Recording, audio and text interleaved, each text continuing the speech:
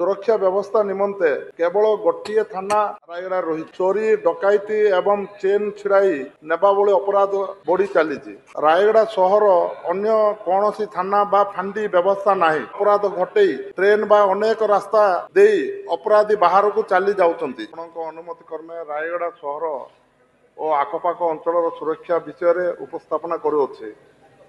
सहर जनसंख्या प्राय 2 लाख टू टपिलाणी। यह व्यतीत प्रत्येक दिन सहर को प्राय 50,000 लोक जा आस करती।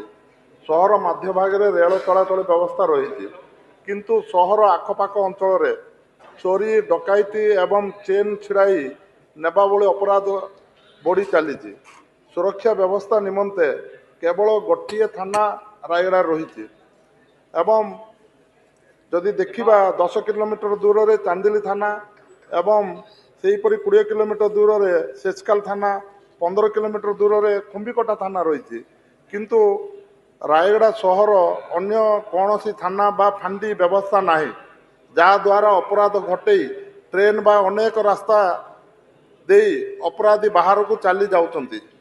यही सबु समस्या को सुधार आने रायगड़ा सहर जनसंख्या अनुपात रे रानीगुड़ा फार्म अंचल गोटे आदर्श महिला थाना साईप्रिया अंचल गोटे नूतन फांडी एवं पिपलगुड़ा अंचल गोटे नूतन फांडी आवश्यकता रही दृष्टि रखी सरकार तुरंत पदक्षेप ग्रहण करेंगे बोली मोर अनुरोध।